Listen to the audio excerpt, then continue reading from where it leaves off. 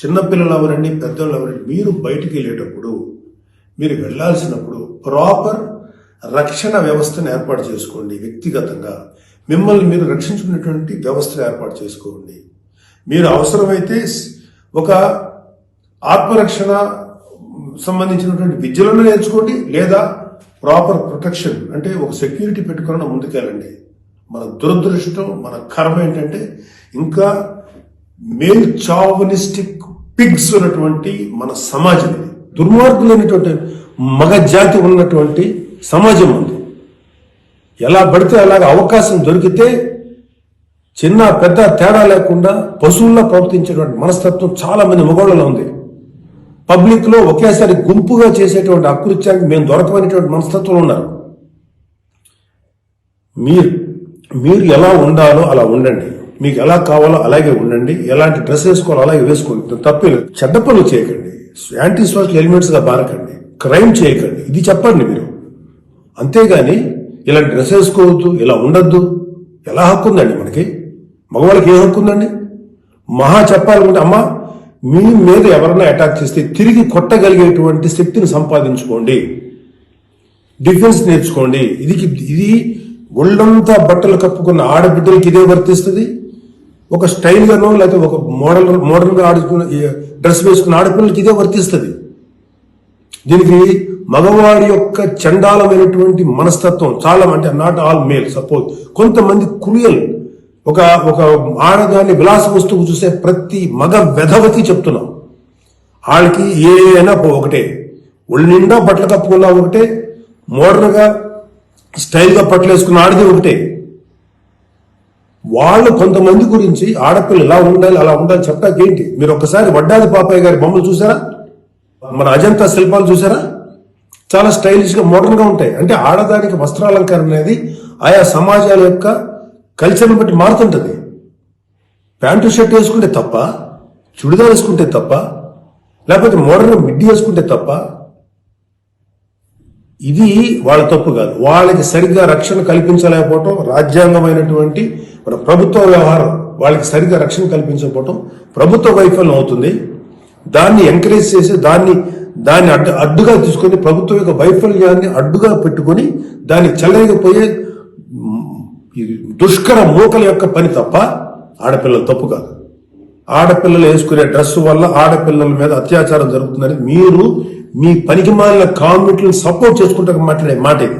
మారిపోతుంది సమాజం. ఏలోకి వచ్చాం మనం, ఆర్టిఫిషియల్ ఇంటెలిజెన్స్ లోకి వచ్చాం. ఇంకా ఆడపిల్ల ఇలా ఉండాలని చెప్పి మనస్తత్వం ఉన్న మగవాళ్ళని ఖండించండి. ఇన్ని కబుర్లు చెప్తున్నారు. నేను ఒకసారి లాంగ్ బ్యాక్ చెప్పాను, ముగ్గురు మహానుభావులు మాట్లాడిన మాటలు చెప్పాను. వాళ్ళు ఇలాగే కామెంట్ చేశారు. అప్పుడు వాళ్ళకి ఆన్సర్ చెప్పాను. ఇప్పుడు మళ్ళీ చెప్తున్నా, ఆడదాన్ని అవమానించిన ఏ ఒక్కడు కూడా బాగుపడలేదు మన పురాణాల ప్రకారం.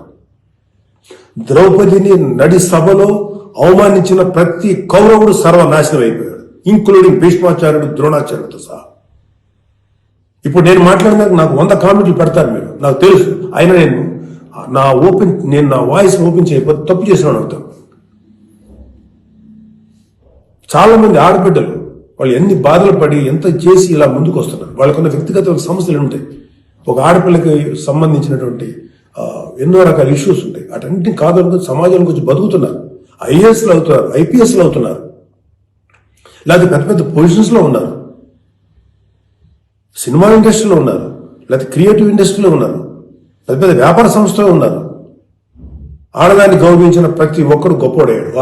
గొప్ప గురించి కూడా మాట్లాడారు. రెస్పెక్ట్ ఇవ్వండి అయ్యా మా తోటి ఆడపిల్లలకి. మహా అయితే మీరేం చెప్పాలి ఆడపిల్లలకి? అమ్మా మిమ్మల్ని మీరు ప్రొటెక్ట్ చేసుకునేటువంటి స్థితిలో ఉండండి, మిమ్మల్ని మీరు రక్షించుకోండి, లేదా రక్షణగా మనుషులను తీసుకెళ్ళండి, ఏదో ఒకటి చేయండి.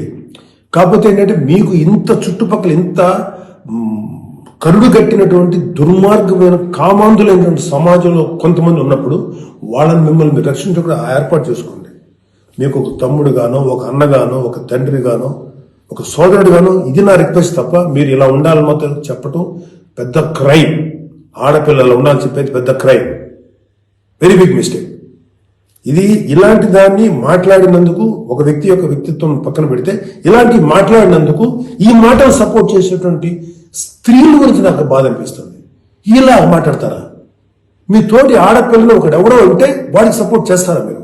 అలాంటి దుర్మార్గమైనటువంటి ఆలోచన సపోర్ట్ చేస్తారా? కమాండ్ మా బయటకు వచ్చి ఓపెన్ చేయండి, మీ మౌత్, మీ వాయిస్ ఓపెన్ చేయండి, ఫైట్. ఈ చాదస్తపు మెంటాలిటీ ఉన్నటువంటి మగ వేదవులకి, ఇలాంటి ఆలోచించే సన్నాసులకి, అలాగే ఇలాగ దాన్ని సపోర్ట్ చేసే పిచ్చే వాళ్ళు ఆడవాళ్ళు, ఆ మగవాళ్ళ యొక్క అణిచివేతకు గురైతున్న ఆడవాళ్ళు మాట్లాడే మాటలకి మీరు ఎదురించి మాట్లాడమ్మా. Please command voice out. ఎంతసేపటికి సమాజంలో ఇలాగా ఆడబిడ్డలు విక్టిమ్స్ అయిపోయారు, ఎన్ని రకాలుగా అవమానించబడుతున్నారు, హింస చేయబడుతున్నారు, హింస పెట్టబడుతున్నారు. వాళ్ళని మీరు సపోర్ట్ చేయాలి. వాళ్ళని సపోర్ట్ చేయకుండా వాళ్ళ మీద అట్రాసిటీస్ చేసే వాళ్ళని సపోర్ట్ చేస్తారేంటి? ఆడబిడ్డలు కదా, ఎవరైతే నష్టపోయారో వాళ్ళు కదా మీరు సపోర్ట్ చేయాలి. ఒక మాల్లో ఒక ఆడబిడ్డ మీద అవమానించిన ఆ మగవాళ్ళని కెమెరాలో పట్టుకొని ఎవడెవడని ఎరగదీసి మత్తలు ఎరగదీసి చెప్పుతో సెంటర్లో కొట్టుకుంటూ తీసుకెళ్ళాలి కదా. అది కదా మీరు చేయాల్సిన పని. వాళ్ళని అడగాలి కదా, వాళ్ళని శిక్షణ చెప్పాలి కదా. నువ్వు జాగ్రత్తగా ఉండి ఎంత జాగ్రత్తగా ఉండాలి, ఎందుకు ఉండాలి? ఇప్పుడు ప్రతిసారి ఎప్పుడు విక్టిమ్ అయిపోయిన ఆడబిడ్డల మీదే మీరు క్రైమ్ నేరం మోపుతుంటే, వాళ్ళే తప్పుంటుంటే అంటే పర్లేదు, ఆడబిడ్డల మీద క్రైమ్ చేసిన తప్పలేదు, వాళ్ళు జాగ్రత్తగా ఉండాలి, మగవాళ్ళు మాత్రం ఏమనకూడదా?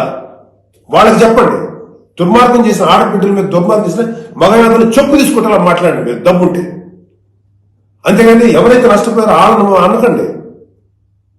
ఆ స్థానంలో మన బిడ్డలు ఉంటే ఎంత బాధపడుతుందో అది ఆలోచించండి. ఈ మోరల్ పోలీసింగ్ నుంచి మీరు బయటపడేదాకా మీరు మనుషులు కాదు. Moral policing is a bloody nasty thing.